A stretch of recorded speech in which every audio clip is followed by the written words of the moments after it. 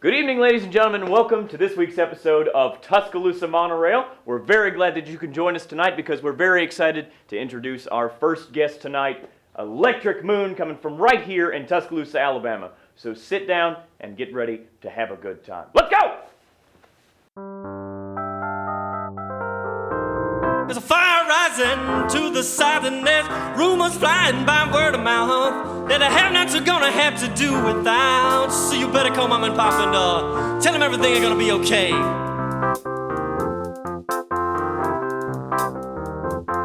I can see terror running right out of your cheeks.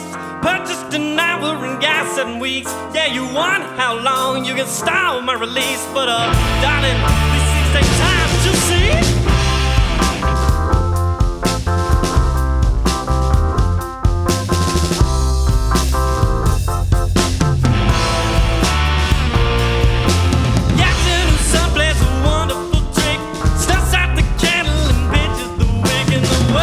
Smoke me like clearly thick, singing you belong to me. You let it for a cigarette. You always gone to me, well-meaning something. How can you know so much and always still forget? You belong to me.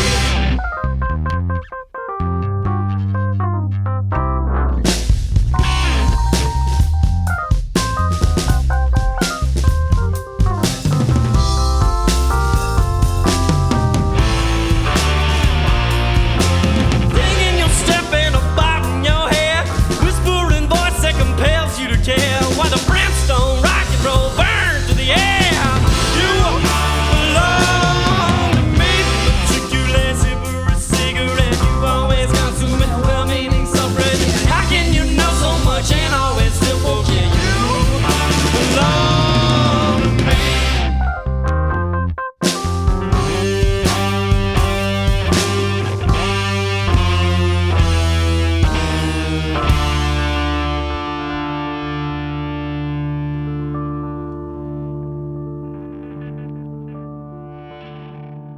Clark hands on the wall are applauding us all, and they're pointed at you. Always at you. You are the star of the symphony hall, and it echoes with you. Always at you. Oh, and they'll say, our darling Bloom. Oh, Leander.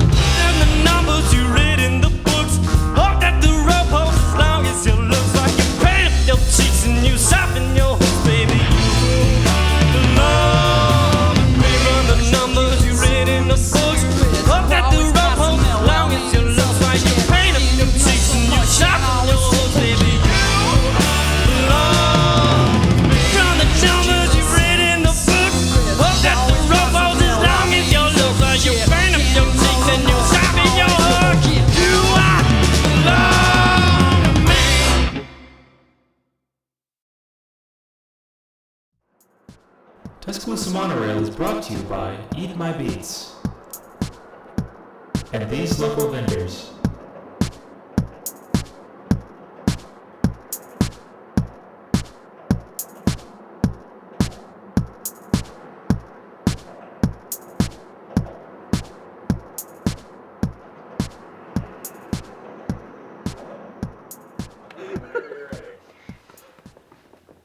Thank you for joining us, ladies and gentlemen, on tonight's episode of Tuscaloosa Monorail. Tonight, we have with us Electric Moon from right here in Tuscaloosa, Alabama. So we'd like to take some time, introduce them real quick. They'll go around real quick, and we'll start right on this side. Hi, my name's Jake. I play guitar in Electric Moon. My name is Stuart, and I play piano and also sing in Electric Moon. My name is Michael, and I play drums and percussion in Electric Moon. My name is Brian, and I play bass in Electric Moon. Very good. Well, of course, we're very glad that you guys could make it out to us. Let's start with a couple of questions. Just real quick, you guys have a very interesting subject matter in all of your songs. Why don't you go into that? Like, why sing about what you sing about? Well, I think that in a lot of our songs, we kind of tell little narratives, or not, which, I take that back. Little slices of life is a better way to talk about it. Because, like in Curse, for example, which is like a pretty heavily, like, story-driven type thing, it's written as that slice of life, that description, around a fictional character, and it's just kind of like a little window into something that's going on with him, you know what I mean? Like, it doesn't really tell a story from A to B, it's not like a little journey, but it does tell a story about, like, there is like a narrative progression in like what you learn about the character. Does that make sense? So like in Curse specifically, which is easy to talk about because it's a good example, it's written to be a letter that our protagonist has written to his mother, all right? And so it's treated like that literally, right? Like you have an opening salutation, that leads off the letter, and it just runs on like that, and in reverse, is another sentence of his, correspondence. Oh, this is a pretty, heavy subject matter. Do you think the audience at all misses out on that, or do you think they care? They may not care. That is a very good point. They very well may not. Sometimes I don't, because I'm like, yeah, rock and roll time, Jud, who cares about words and thoughts? But, yeah, I think that some people do. And that's who we're writing it for, Not everybody will, and not everybody, I think anytime an artist creates something, you're just kind of you're rolling the dice a little bit, like. Absolutely. It's really got to speak to them, like any good art. You just never know. So maybe it will, maybe it won't. I hope it does, but if it doesn't, maybe they'll find something else to appreciate about it. So, you guys are now officially, as they would say, in the music biz. How does it feel? I don't know how official our title of biz... We sell things. Yeah. I guess that's a business. Sure. We're doing poorly in the music business.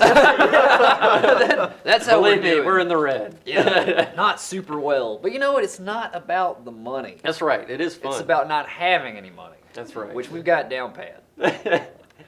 So buy a record. Yes. Exactly. You buy Specifically. thousands of copies of our album. It is the only way we will not die. I would love to, but this job doesn't pay anything. So Right. having a little trouble with that. So, then in that case, how is it? What are you doing in order to make it? Make it. Well, Let me tell you, I got this. Hang on just a second. Make it. What does make it mean? This is something that, and I'm not holding this against you, but this is something that it irks me often about bands, because to a lot of people, making it is getting like a record contract, right? Well, I like to think in terms of like practical returns and these kind of things. So, you get a record deal, what does that allow you to do? Well, it's basically a loan that allows you to finance your record, make it, and sell it, right? All right. There are a million other ways to skin that cat. You know what I'm saying?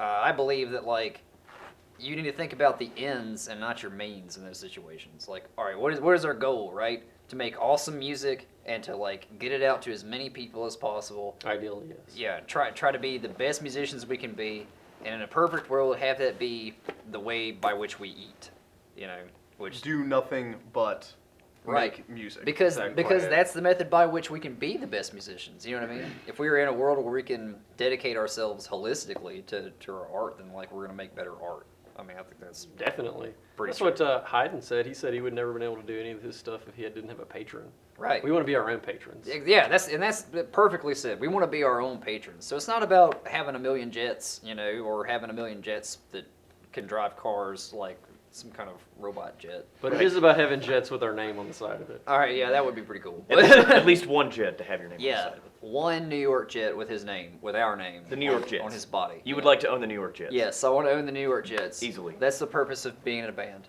Get rid of Mark Sanchez. You ready to mark? All right, folks. Well, the next two songs we're going to leave you with are going to be called "Oh Goddess" and "In London Fog."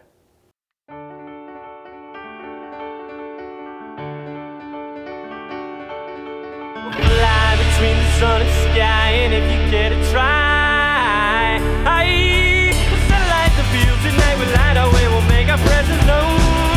We'll send the minds all running on.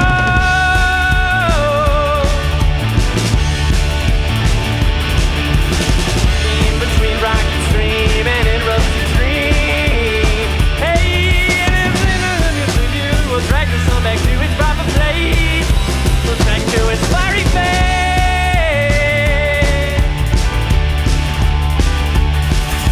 If ever you should think that I could leave you, darling, dear, open up your heart and blend this sea. Through the neck and stand between us, drop by me and say the word and understand. Be my guidance and I'll be your man.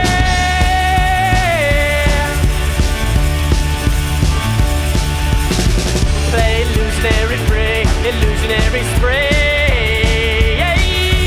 One of us gets lonely, the other can't just make ourselves a cloud. Enter to a stormy ground. If ever you should think that I could leave you, darling, dear, open up your heart and blend it. If something that can stand between us, cross by me. And yeah, say the word and understand. Be my guidance, and I'll be your man.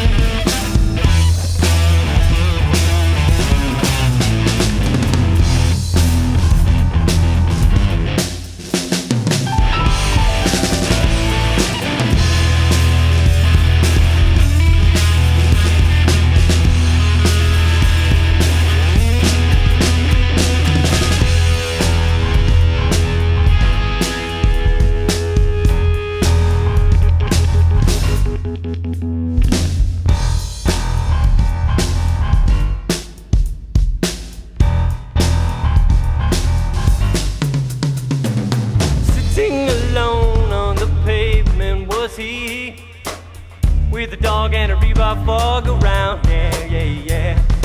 But he could hear the sound, he could see, yeah.